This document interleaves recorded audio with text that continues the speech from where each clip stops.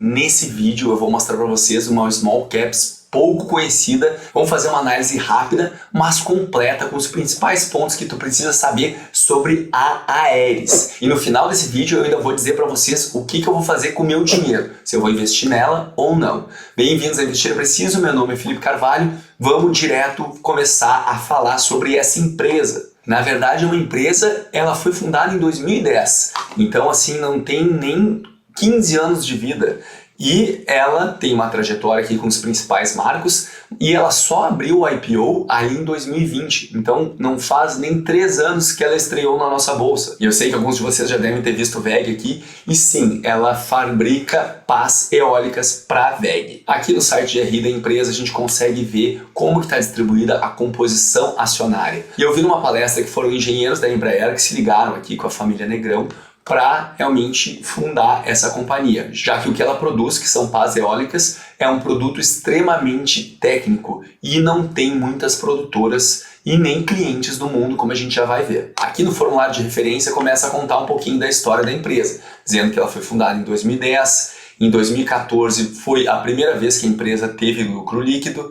Já em 2015 ela começou a produzir para uma companhia dinamarquesa chamada Vestas e foram entregues 553 pás. Então basicamente como é que funciona? Na verdade, os clientes da Aeris chegam para eles com um modelo específico que eles querem essas pás eólicas, porque não existe apenas um modelo, tem especificidades únicas que cada empresa precisa. E a Aeris pega esse projeto que o cliente apresenta e aí ela fica responsável pela fabricação. No caso aqui em 2021 a empresa celebrou um novo contrato que vai até 2025 e tem o valor de 3 bilhões. A gente vai ver depois que as receitas da empresa estão aumentando uma velocidade considerável. Mas a primeira coisa para tu entender é justamente como é que funciona esse modelo de negócio. São pouquíssimos clientes. Ali em 2021 ela tinha 5 clientes e esses 5 clientes representam 90% do market share mundial, tirando a China, porque é um mercado bem mais difícil de conseguir entrar. E são pouquíssimos clientes desse tipo de produto no mundo,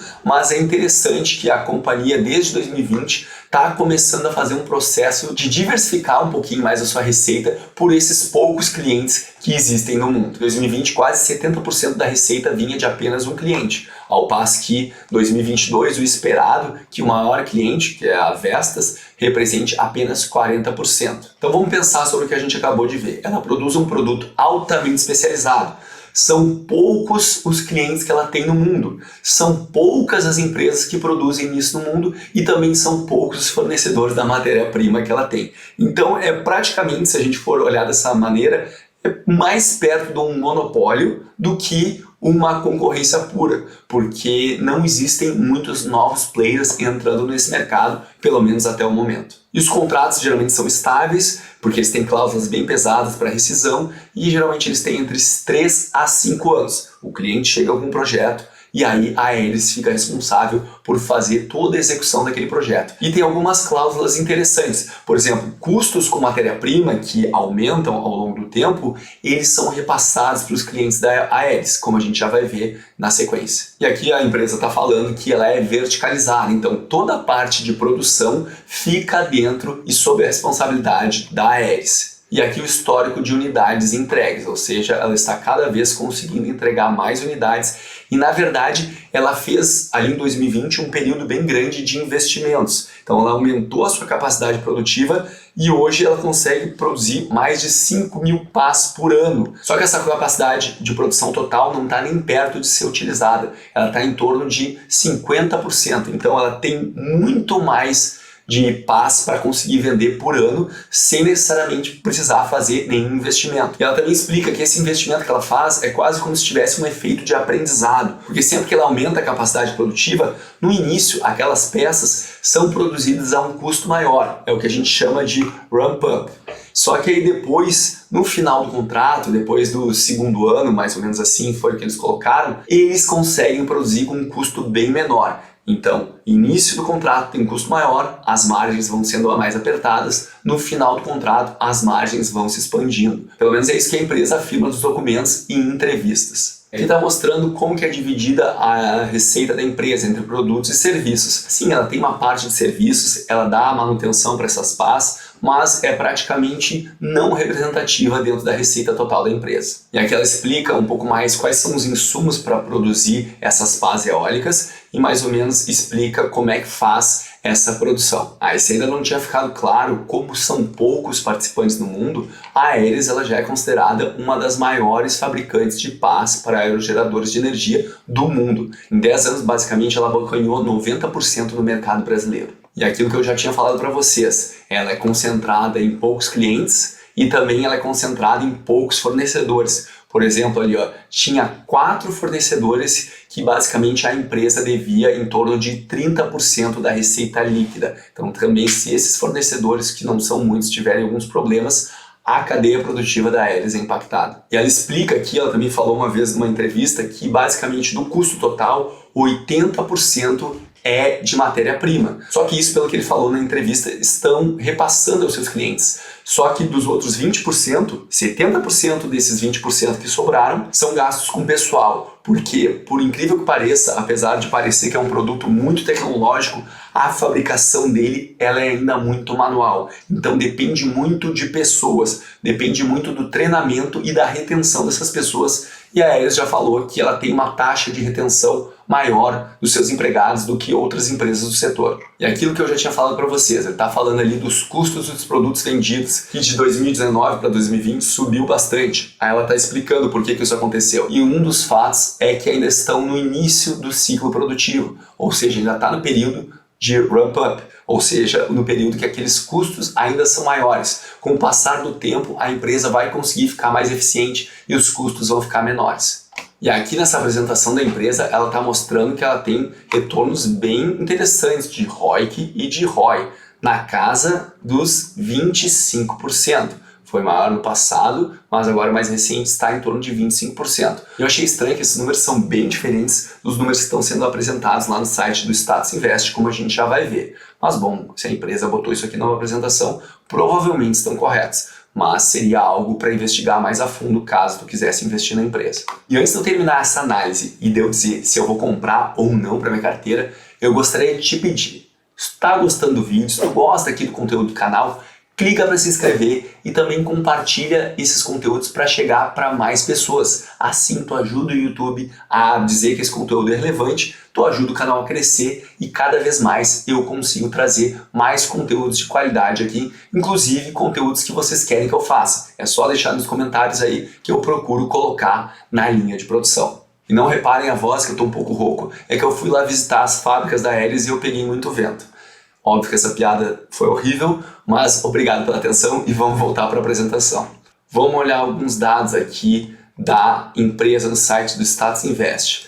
A gente já viu que ela está crescendo bastante a receita e é algo que a gente gosta de ver numa Small Caps.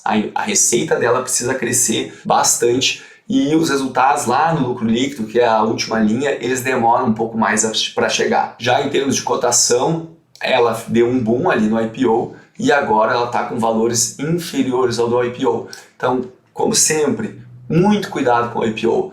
É muito provável que a melhor escolha é tu ficar fora do IPO. Espera um pouco, deixa a empresa entrar na bolsa, deixa ela ficar 1, 2 anos, 3 anos até, para tu ver mais ou menos como é que é a dinâmica dela dentro da bolsa e para tu conseguir avaliar com mais detalhes também os relatórios contábeis. E os valores de ROI, como eu tinha falado para vocês, até de 2019 e 2018, ou seja, nos períodos mais anteriores, está mais ou menos em linha com o apresentado pela empresa. Mas os mais recentes está bem diferente. A empresa fala em torno de 25% e aqui eu estou vendo que está um valor bem diferente. E aquela explicação que a gente viu dos custos é justamente o que mostra aqui por que as margens continuaram caindo de 2019 para 2020. A margem bruta, que só leva em consideração aqueles custos, e sim, os gastos com mão de obra que estão associados a essa produção, eles consideram como custos, como está explicado lá no formulário de referência. Caiu, aí continuou caindo de 2018 até 2020, mas aqui parece que deu uma estabilizada, ou seja, talvez realmente tenha chego aquele fim do período do ramp-up e aí a margem talvez consiga se estabilizar ou voltar para patamares anteriores, mas é bem brutal a diferença de margens que ela tinha anteriormente para margens que ela está tendo ultimamente. Eu não encontrei nenhuma explicação nessa análise mais rápida do porquê disso. E quando a gente põe a análise da margem líquida aqui,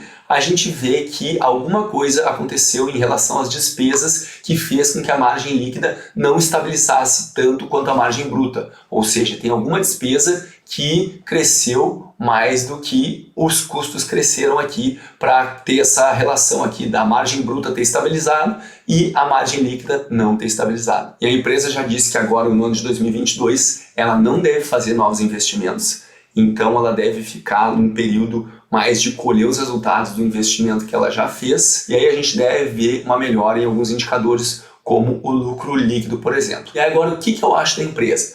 Confesso para vocês que foi a primeira vez que eu olhei um pouco mais a fundo esse setor e essa empresa. E em primeiro momento até pareceu uma empresa interessante, afinal é uma das poucas empresas nesse setor do mundo, é um setor que está em crescimento, mas é sempre bom lembrar que setor em crescimento não necessariamente quer dizer que o investimento em empresas daquele setor vai te dar um bom retorno. Não é simplesmente tão fácil fazer essa relação. Só que como ela tem poucos clientes, poucos fornecedores, eu acho que por mais que a gente possa pensar que isso é quase um monopólio, não tem muita concorrência, isso é bom, isso também, na minha avaliação, é um risco. Daqui a pouco muda alguma tecnologia, daqui a pouco chega um novo entrante no mercado, ou já que a grande parcela dos custos é referente à mão de obra, o que acontece se daqui a pouco uma outra empresa está trabalhando em outro país, onde o custo da mão de obra é muito mais barato?